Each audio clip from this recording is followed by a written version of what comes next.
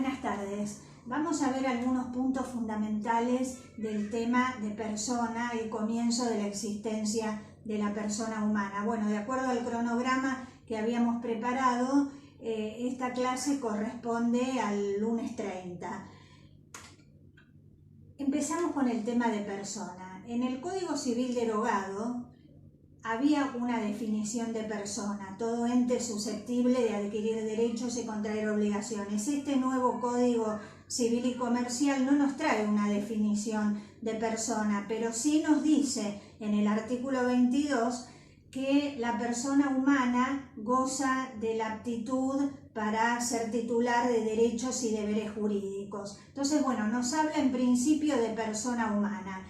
La persona humana goza de esa aptitud. Ahora lo que tendríamos que pensar, ¿esa aptitud le viene por el hecho de ser una persona humana o es una creación del derecho que le otorga y porque el derecho se le otorga es persona? Y acá tenemos las dos orientaciones, es decir, el iusnaturalismo entiende que, digamos, la persona humana tiene esa característica, tiene esa virtualidad de ser titular de derechos, de deberes jurídicos, y justamente porque se trata de un ser humano. En cambio, el positivismo entiende que es el derecho el que le otorga esa facultad o esa titularidad, y por lo tanto es persona porque el derecho se lo otorga.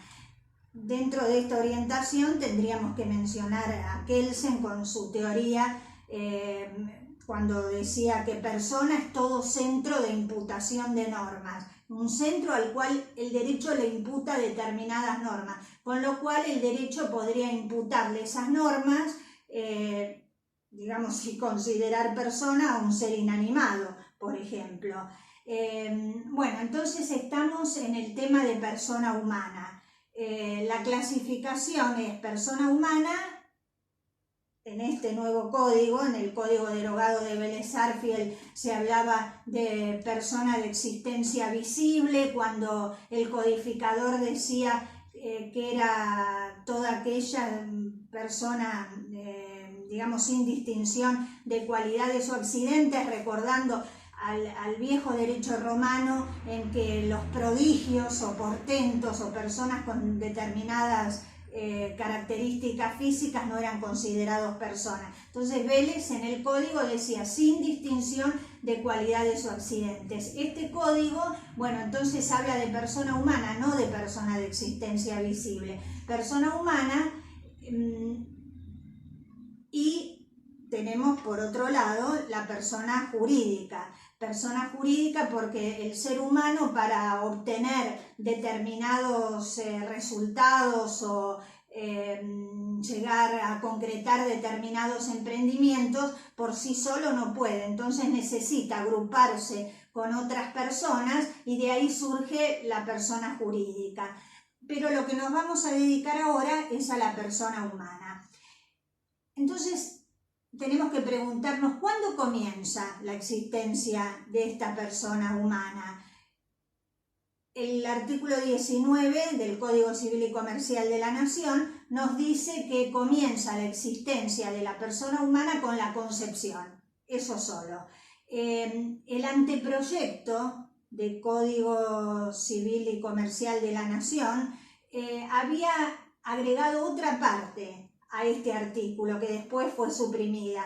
Decía que en el caso de que se hubieran utilizado las técnicas de reproducción asistida, el comienzo de la existencia sería a partir de la implantación del embrión en el cuerpo de la mujer. Bueno, recordemos qué son las técnicas de reproducción asistida o la fertilización asistida. Son técnicas por las cuales se logra el embrión no por medios naturales. Entonces, puede haber una técnica de reproducción asistida que se logre el embrión dentro del cuerpo de la mujer cuando los gametos se introducen en el cuerpo de la mujer mediante una técnica médica.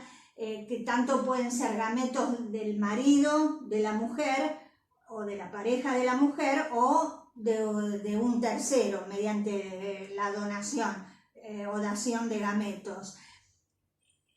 En ese caso se habla de fecundación homóloga o heteróloga. Homóloga si es de la pareja, del marido, y heteróloga si es de un tercero. Pero también puede haber, digamos, técnicas en que el embrión se logra fuera del cuerpo de la mujer. Por ejemplo, la fecundación in vitro es una de las técnicas donde se ponen los gametos juntos para que se produzca la fecundación y luego el embrión resultante se implanta en el cuerpo de la mujer. O bien puede ser que se introduzcan los gametos, es decir, del marido o de un tercero, en las trompas de falopio, que es donde se produce la fecundación. Bueno, todas estas técnicas los llamamos técnicas de reproducción médicamente asistida. Volviendo a lo que decíamos, el artículo 19 del anteproyecto, no lo que llegó a sancionarse, sino lo que fue el anteproyecto del Código Civil y Comercial de la Nación, en el artículo 19 decía que la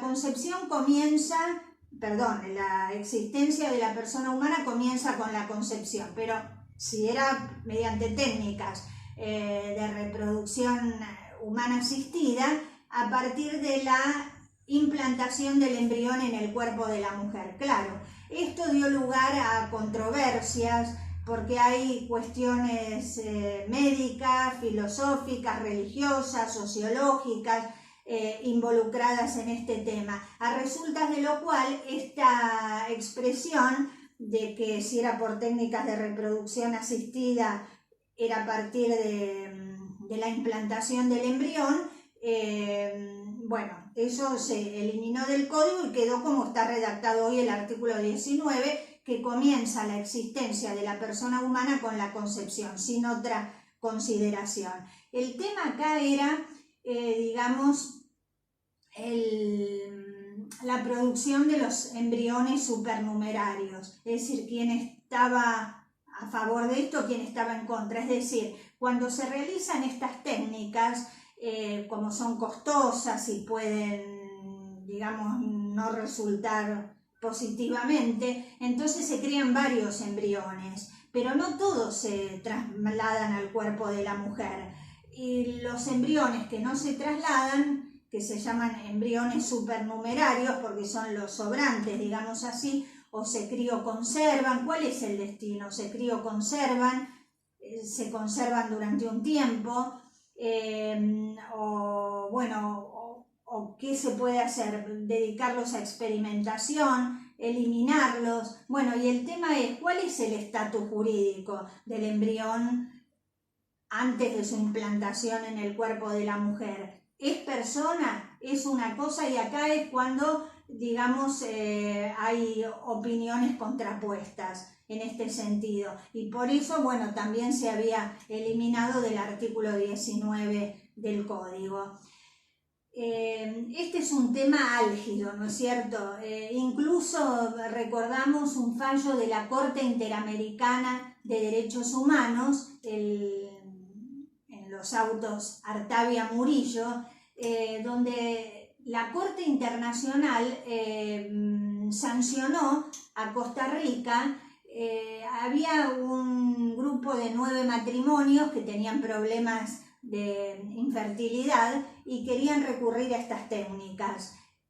No pudieron recurrir a ellas en Costa Rica porque había un fallo de la Corte Suprema del país que se aplicaba y que prohibía las técnicas. Entonces, bueno, hubo muchas consideraciones, es un fallo largo, pero fundamentalmente lo que decía este fallo era que la concepción se producía cuando se trataba de estas técnicas con la implantación del embrión.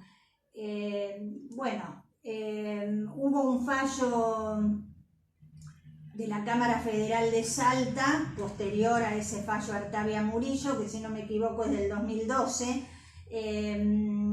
que aplicaba lo contrario. Es decir, ¿es vinculante la decisión de la Corte Interamericana de Derechos Humanos? Ahí también tenemos opiniones contrapuestas en este sentido. Vinculante quiere decir obliga a los países que han adherido al Pacto de San José de Costa Rica a aplicarlo o no. Acá tenemos también, como les dije, opiniones contrapuestas. Si recordamos las Jornadas Nacionales de Derecho Civil del año 2013, ahí se dijo que comienza la existencia de la persona humana con la concepción y que no sería vinculante las disposiciones de la Corte Interamericana. Bueno, esto es un tema que después ustedes los van a ver en otras materias con profundidad. Entonces estamos diciendo que la concepción es importante porque marca el comienzo de la persona humana. Claro que algunos dicen, bueno, la concepción, ¿qué es? ¿La fecundación? O después de la fecundación tiene que pasar un tiempo, por ejemplo, que se haya formado la cresta neural.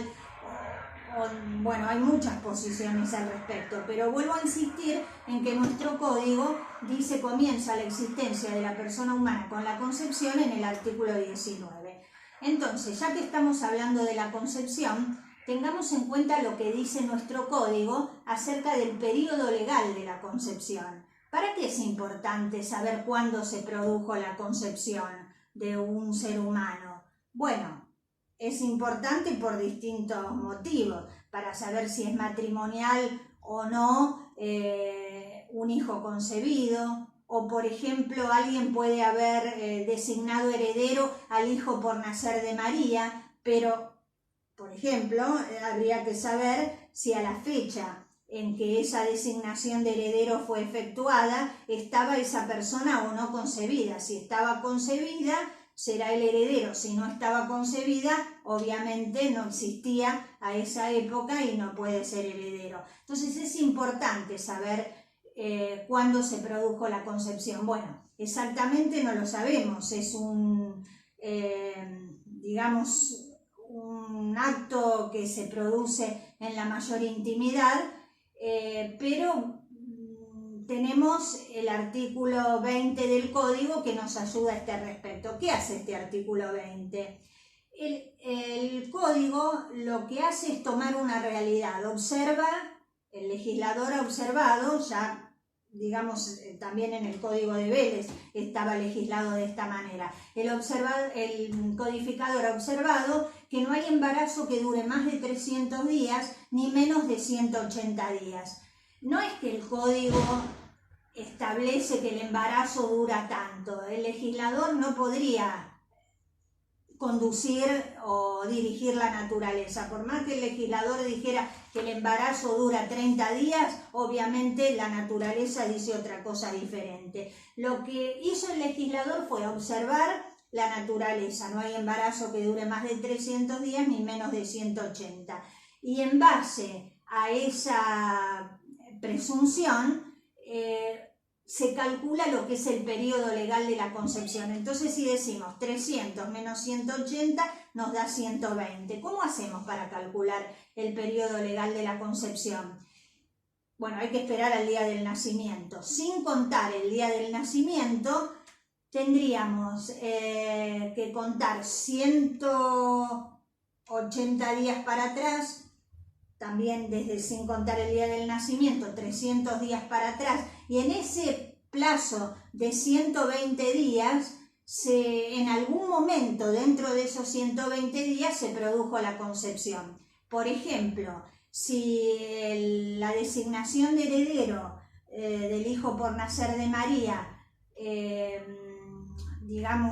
fue hecha dentro de ese plazo de 120 días, entonces entendemos que la persona estaba concebida y es heredero.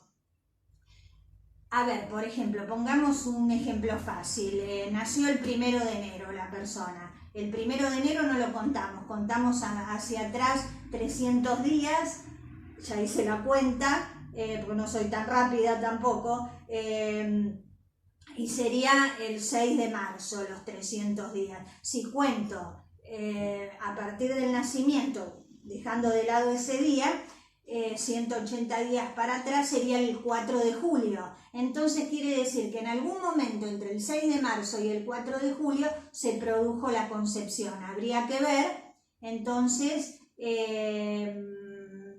digamos, en base a eso, calcular si el hijo era matrimonial o extramatrimonial. Bueno, eso lo van a ver después en derecho de familia o en la parte patrimonial con el ejemplo que vimos. Lo que hacía el código anterior era establecer que el embarazo no dura más de 300 ni menos de 180. Se decía que era una presunción iuris et de iure, cuando lo redactó Vélez. Pero luego la ley 23.264, que trajo varias modificaciones en el derecho de familia, estableció que se trata de una presunción iuris tantum. ¿Qué diferencia hay entre una presunción de la ley, cuando la ley presume algo y es iuris et de iure? Quiere decir que es una presunción con tal fuerza que por más que alguien quiera probar lo contrario, no se puede, no admite prueba en contrario. En cambio, la presunción iuris tantum es aquella en que la ley presume algo, pero si alguien prueba contrariamente a esa presunción, es admitido. Entonces, esto era una presunción fuerte en el código originario de Vélez y luego fue modificada hacia una presunción iuris tantum. ¿Por qué? Porque hay técnicas, ¿no es cierto?, el ADN, por ejemplo, y tantas otras pruebas. La ciencia ha evolucionado mucho y por lo tanto se admite prueba en contrario. Entonces, decimos, la existencia de la persona humana comienza con la concepción. Hay dos sistemas en el mundo, ¿no es cierto?, para considerar el comienzo de la existencia de la persona humana. Decir que comienza con la concepción, o aquellos sistemas en que entienden que la persona humana, la existencia de la persona humana comienza con el nacimiento, si bien antes de su nacimiento merece cierta protección. Este era el sistema tradicional del derecho romano, decir que la persona comenzaba con el nacimiento, y de otros códigos que lo han seguido en consecuencia. Pero Vélez, basándose en Freitas, una de las fuentes del código de Vélez fue el jurista brasileño Augusto Teixeira de Freitas, autor del esbozo de Freitas, o sea, del proyecto de Código Civil para Brasil. Entonces, bueno, lo siguió a Freitas, que entendía que la persona humana existía a partir de la concepción. Sin embargo, podemos preguntarnos, ¿qué influencia tiene el nacimiento? Bueno, el nacimiento reafirma los derechos que la persona pudiera haber adquirido mientras está concebida. Si la persona nace con vida, reafirma los derechos que adquirió antes. Si la persona nace sin vida, pierde retroactivamente los derechos que hubiera existido y los derechos que hubiera adquirido, y se considera como que nunca existió. Es decir, nosotros podemos decir, la personalidad de la persona humana, valga la redundancia, está sujeta a una condición resolutoria. ¿Qué es esto? Lo vamos a ver después cuando veamos acto jurídico, pero bueno, una pequeñísima explicación para que se entienda. La condición es un acontecimiento futuro e incierto del cual depende que uno adquiera un derecho o que pierda un derecho. Si de un acontecimiento que uno no sabe si va a ocurrir o no, futuro e incierto, depende que uno adquiera un derecho, la condición se llama suspensiva, es decir, todo queda en suspenso hasta que se produzca el acontecimiento. Si se produce el acontecimiento, entonces se concreta el derecho. Típico ejemplo del derecho romano: si viene una nave de Asia te daré 100 sestercios. O yo digo, bueno, si logro vender mi auto te compro el tuyo. Pero bueno, para que pueda comprarte el tuyo necesito que se produzca ese acontecimiento futuro e incierto, no sé si alguien me lo va a comprar o no, para poder comprarte el tuyo. Esa es la condición suspensiva. La condición resolutoria es diferente. Se adquiere el derecho, pero si ocurre un acontecimiento futuro e incierto, acordado por las partes, se pierde retroactivamente los derechos que se hubieran adquirido. A ver, yo podría decirles, si aprueban el examen de Derecho Civil parte general, les daré 1.000 pesos a cada uno. Bueno, es un ejemplo nomás. Pero ¿cuál es el acontecimiento futuro e incierto? Aprobar el examen. Al día de hoy no sabemos si está aprobado o no, si se va a aprobar o no. No quiero ser mala, pero bueno, es un acontecimiento futuro e incierto. Entonces, para que ustedes me puedan exigir los 1.000 pesos, tiene que producirse la aprobación del examen. Pero yo podría ser mucho más buena todavía y decirles, tomen 1.000 pesos cada uno de ustedes, alumnos, pero miren que si no aprueban el examen me lo tienen que devolver. O sea, ¿cuál sería el acontecimiento futuro e incierto del cual depende que ustedes pierdan el derecho a mantener los 1.000 pesos? No ya aprobar el examen, sino reprobar el examen. Si el examen no se aprueba, se pierde retroactivamente el derecho y entonces tienen que devolver el importe. Bueno, ¿qué pasa con la personalidad del nasciturus? ¿Qué pasa con la personalidad de la persona por nacer, del concebido? Tiene una personalidad sujeta a condición resolutoria, es decir, los derechos los adquiere mientras está concebido, pero sujeto todo a que no nazca sin vida, o sea, el nacimiento con vida reafirma los derechos, en cambio, si nace muerto, pierde retroactivamente los derechos que hubiera adquirido. Nacimiento con vida, dice el artículo 21. Los derechos y obligaciones del concebido o implantado en la mujer quedan irrevocablemente adquiridos si nace con vida. Si no nace con vida, se considera que la persona nunca existió. Artículo 21. Y se presume, el nacimiento con vida se presume. O sea, quien quiera invocar que nació sin vida, obviamente tendrá que probarlo. Bueno, había distintos métodos, el tema de si una criatura murió para saber si murió después, si nació muerta o murió después, bueno, se ponía el tejido pulmonar en agua, si flotaba o sobrenadaba, digamos, entonces era que había nacido con vida porque había respirado y los pulmones tenían aire, el tejido pulmonar tenía aire, y si se hundía era porque no había respirado, había nacido sin vida. Bueno, todos los medios de prueba son admitidos, se presume, y esta también, bueno, es una presunción iuris tantum, porque puede ser destruida por la prueba en contrario. ¿Qué derechos puede adquirir la persona? Estamos hablando de que pierde retroactivamente los derechos si nace sin vida. ¿Qué derechos puede adquirir o perder si nace sin vida? Bueno, el Código de Vélez decía que podía adquirir derechos por herencia, donación, legado, pero no eran eso verdaderamente los únicos derechos que podía adquirir, por más que el código lo enunciara de esa manera. Había muchos otros que podía adquirir, digamos, podía interponer acciones a través de la madre, obviamente, interponer acciones de Estado, podía ser titular del derecho a percibir una indemnización, por ejemplo, por muerte del padre, los derechos previsionales, si el padre moría, tener derecho a una parte de una pensión.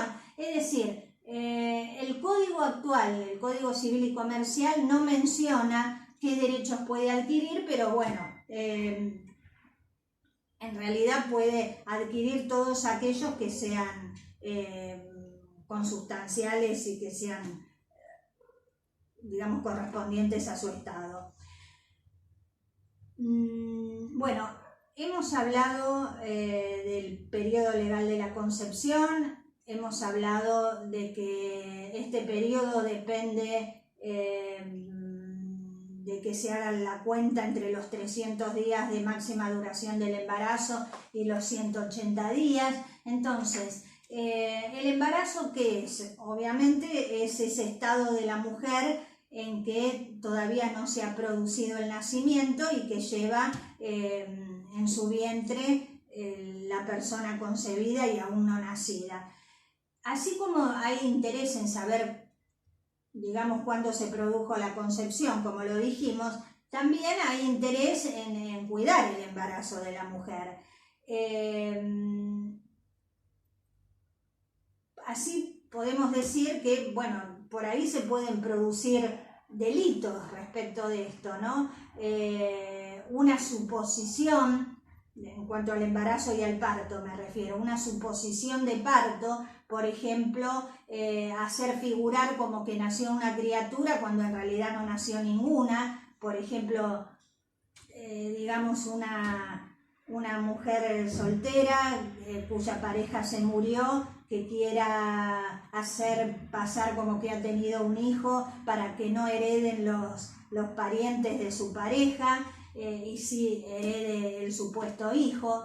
La supresión de parto, cuando se trata de, digamos, de hacer desaparecer a una criatura, bueno, supresión o de matar a una persona recién nacida justamente por estas cuestiones hereditarias, ocultación de parto, sustitución de parto, cuando nace una criatura muerta y se la sustituye por otra viva. Bueno, todas estas cuestiones y el cuidado del embarazo y del parto tenían medidas específicas en los códigos. En la antigüedad, bueno, si hablamos del derecho romano, se hablaba del depósito y guarda de la mujer embarazada. Miren, depósito, como si se tratara de una cosa. Depósito y guarda de la mujer embarazada. Después el marido tenía derecho a hacer revisiones periódicas para constatar el progreso del embarazo, bueno, que de todas maneras a medida que avanza se hace más visible, ¿no es cierto? O cuando se acercaba la fecha de parto, 30 días antes, el marido tenía derecho a poner 3 mujeres y 3 hombres que custodiaran la entrada a la habitación. Y también se decía que tenían que estar siempre 3 luces prendidas porque, digamos, la oscuridad favorecía la comisión de estas acciones incorrectas, de estos delitos, digamos, directamente. Bueno, ¿qué hizo Vélez? Vélez dijo que nunca podía tener lugar indagaciones sobre el cuerpo de la mujer para comprobar el embarazo, ni tampoco el depósito y guarda de la mujer embarazada. Ya lo decía Vélez en el artículo 78, pero como en otros artículos pareciera decir lo contrario, bueno, se había producido unas discrepancias doctrinarias acerca de si Vélez admitía o no admitía estas medidas. En realidad son medidas, digamos, la constatación o del embarazo son medidas vejatorias de la dignidad de la mujer. Entonces, bueno, se entiende que jamás puede tener lugar esas medidas y que solamente lo que se hace es la denuncia, o sea, la información del embarazo por las personas autorizadas. Después ya se encargará el tiempo de ir demostrando que el embarazo existe. Respecto de este tema, tendríamos que agregar también el tema de los atributos de la persona. Estamos hablando de la persona humana. Creo no olvidarme nada antes de empezar con el tema de los atributos. ¿Qué dijimos? Que la persona lo es por tratarse de una persona humana, de un ser humano. Y el artículo 22 dice que la persona humana es titular de derechos y deberes jurídicos. Bueno, acá vamos a los atributos de la persona humana. ¿Cuáles son esos atributos? Nombre, estado, domicilio, capacidad y patrimonio, aunque se dice que la capacidad, que era el atributo por el cual se definía la persona humana, no es solamente un atributo, sino que ya directamente es un derecho humano de la persona. Estos atributos tienen caracteres aplicables a cada uno de ellos. Son necesarios, son únicos, son indisponibles. Necesarios porque no puede haber persona que carezca de ellos, no puede haber persona sin nombre, sin domicilio, sin capacidad, sin patrimonio, sin estado. Son únicos porque no se pueden tener dos simultáneamente. No puedo tener dos nombres, sí, puedo tener dos nombres de pila. Yo me llamo María Cecilia, pero no puedo llamarme María Cecilia y Camila Cristina, por ejemplo, al mismo tiempo. Una sola denominación. El estado tiene que ser único. Soy soltera o soy casada. No puedo ser las dos cosas simultáneamente. No puedo ser capaz e incapaz al mismo tiempo.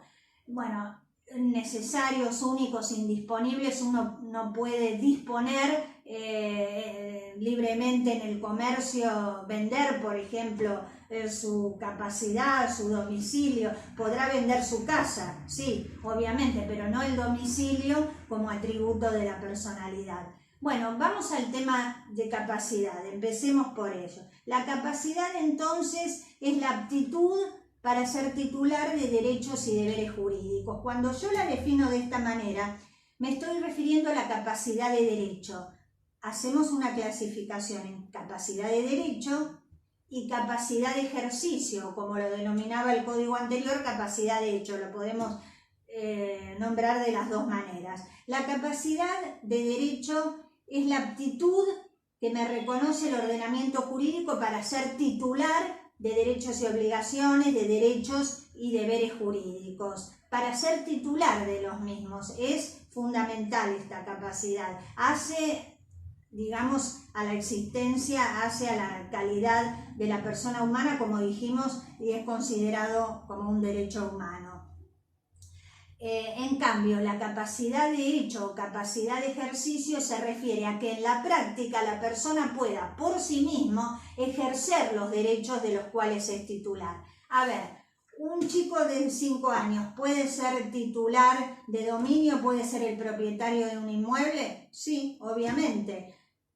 Muere su padre, es heredero de su padre, obviamente se convierte en el heredero y se convierte en propietario del bien.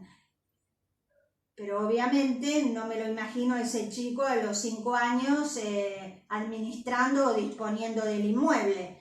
Obviamente es el titular de dominio, pero lo ejerce a través de otro, a través de su representante legal, como vamos a ver que los incapaces tienen representante legal. Entonces, la capacidad de derecho es la aptitud para ser titular de derechos y deberes jurídicos, y la capacidad de ejercicio, la aptitud para ejercer por sí mismo los derechos de los cuales uno es titular.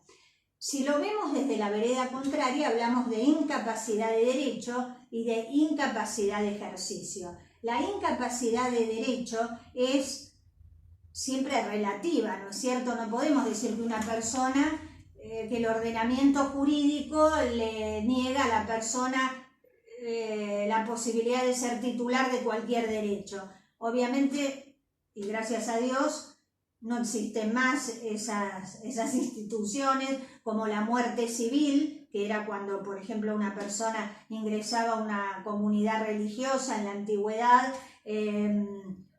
digamos, era como si hubiera muerto, incluso se tramitaba la sucesión de sus bienes, o bien la esclavitud, en que no se le reconocía ningún derecho a la persona.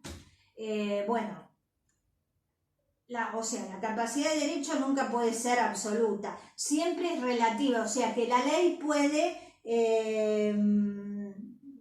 quitar a lo mejor por razones justificadas que vamos a ver, la titularidad de algún ejercicio. Justamente el artículo 22 dice: toda persona humana goza de la aptitud para ser titular de derechos y deberes jurídicos. La ley puede privar o limitar esta capacidad respecto de hechos simples, actos o actos jurídicos determinados. ¿Y cuándo puede la ley limitar? Bueno, tengamos en cuenta que el fundamento de la incapacidad de derecho es evitar actos que sean incorrectos, actos que vayan contra la moral, contra las buenas costumbres. A ver, por ejemplo, el juez no puede comprar los bienes de la sucesión que está tramitando en su juzgado, ni los albaceas, ni los abogados, los fiscales, respecto de los juicios en que hayan intervenido. ¿Y por qué?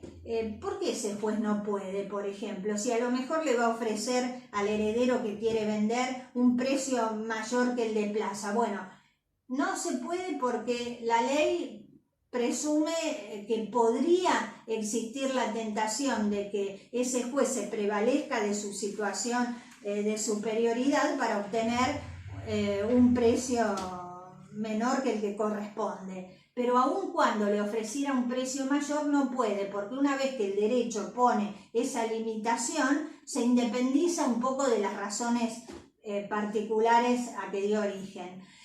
Bueno, un apoderado tampoco no puede comprar los bienes que se le encargó vender. A ver, yo le encargo a alguien, mi apoderado, que venda mi auto en tal precio.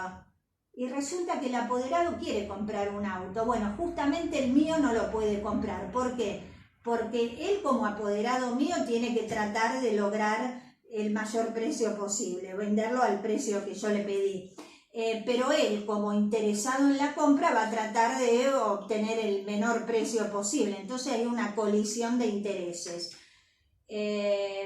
A ver, otro ejemplo. Uno no puede casarse con su hermano o hermana. Son incompatibilidades que, digamos, están establecidas en el código, son incapacidades de derecho. Se establece también quién no puede ser tutor, por ejemplo, son incapacidades de derecho. Tengamos en cuenta que vuelvo a repetir, el fundamento de estas incapacidades de derecho son siempre de carácter moral, evitar actos que sean incorrectos. O sea que en cierta medida están puestas en contra de la persona denominada incapaz de derecho, que en realidad no me gusta decir es un incapaz de derecho el juez o el apoderado, es una persona que padece una incapacidad de derecho respecto a la compra de ese bien en particular. No es que no pueda comprar nada, no puede comprar ese bien en particular. Por eso que el artículo 22 que vimos dice que la ley puede limitar la capacidad respecto de ciertos hechos, actos jurídicos y demás. Otra característica de la incapacidad de derecho es que no se suple por representación. Obviamente la persona que padece una incapacidad de derecho no puede ejercitar ese acto que le está vedado a través de otra persona, a través de un representante. Porque si dijimos que una de las características de la incapacidad de derecho es prevenir actos incorrectos, no podemos decir que ese mismo acto lo puede hacer a través de otro, ya que lo que está mal, lo haga por sí mismo o lo haga a través de una tercera persona. Podemos agregar también que la incapacidad de derecho, cuando es conculcada, cuando se realiza el acto que está prohibido, genera una nulidad absoluta. La nulidad absoluta es mucho más fuerte que la relativa, eso ya lo vamos a ver cuando veamos nulidades, excepto que haya sido puesta por un interés particular, pero en general la nulidad resultante de una incapacidad de derecho es una nulidad absoluta.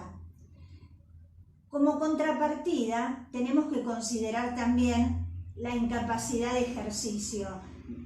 Una persona puede tener el derecho a ser titular de un derecho, pero no ejercitarlo por sí misma. En general, conforme dice el artículo 23 del Código, las personas tienen capacidad de hecho o capacidad de ejercicio. Pueden ejercitar por sí los actos de los cuales son titulares, salvo las limitaciones que imponga la ley o una sentencia judicial. Por eso tendríamos que ver quiénes son las personas a quienes se los considera padecen una incapacidad de ejercicio. El artículo 24 los enumera. Son las personas por nacer, las personas que no tienen la edad y el grado de madurez suficiente, nos estamos refiriendo a los menores, pero así se los denomina, y aquellas personas que hayan sido declaradas tales, incapaces de hecho, de ejercicio, por una sentencia judicial. A contrario de la incapacidad de derecho, la incapacidad de ejercicio es una incapacidad de protección, porque se trata de que la persona no ejercite por sí misma los derechos, porque podría llegar a perjudicarse un menor o una persona con un padecimiento mental. Es una nulidad de protección, está puesta en beneficio de la persona declarada incapaz. Así como está puesta en su beneficio, hay que arbitrar los medios para que si no puede ejercer por sí mismo el derecho, lo pueda ejercitar a través de otro. Por eso que se puede ejercitar a través de un representante. Si estamos hablando de que es una persona por nacer o un menor, evidentemente de la persona por nacer serán sus padres para el acto concreto que se va a realizar, de los menores sus representantes legales, los padres o los tutores en caso de que no tengan padres, y para aquellos que son declarados incapaces a raíz de una adicción o de un padecimiento mental, son los curadores que se le designen. Esta incapacidad entonces de ejercicio no es como la de derecho que no se suple por representación, sino que esta sí se ejerce a través de su representante. Otra característica que tenemos que establecer es que la incapacidad de ejercicio genera una nulidad relativa. ¿Por qué? Porque la persona a favor de quien fue puesta, la persona que actuó por sí misma y que podría haberse perjudicado, podría no querer hacer valer esa nulidad. Entonces se trata de una nulidad relativa que el perjudicado puede dejar de lado. Tenemos que recalcar entonces que las únicas personas incapaces de ejercicio, de acuerdo al artículo 24, son las personas por nacer, los que no cuentan con edad y grado de madurez suficiente, nos estamos refiriendo a los menores, y aquellos que hayan sido declarados tales por sentencia judicial. ¿Quiénes son los que pueden ser declarados por sentencia? Los padecientes mentales y los adictos, cuando no pueden expresar su voluntad, no pueden conectarse con el medio, y el sistema de apoyos que existe para los restringidos sería inapropiado. Ya vamos a ver este tema específicamente, pero digamos que este código establece la incapacidad de ejercicio para los padecientes mentales y adictos como un caso extremo. Cuando todos los otros medios no dan resultado, el juez no tendrá más remedio que declarar una incapacidad. Pero esto queda como una excepción. Lo que antes en el Código de Vélez era la regla general, una persona padeciente mental se le seguía el juicio de insania y se lo declaraba incapaz y no había nada que pudiera hacer por sí mismo, es reemplazado en este nuevo código, y gracias también a la ley de salud mental anterior al dictado del nuevo código, por otro sistema. Si no es un caso extremo, el juez lo que hace es restringir la capacidad. La persona sigue siendo capaz, pero con algunos límites que se establecen en la sentencia. En cambio, cuando este sistema no es posible, porque la persona no puede expresar su voluntad, no puede comunicarse con su entorno, y entonces el sistema de apoyos de los restringidos resultaría ineficaz, en ese caso se declara la incapacidad y se le nombra un curador. Estos son temas que vamos a ahondar en clases posteriores. Muchas gracias.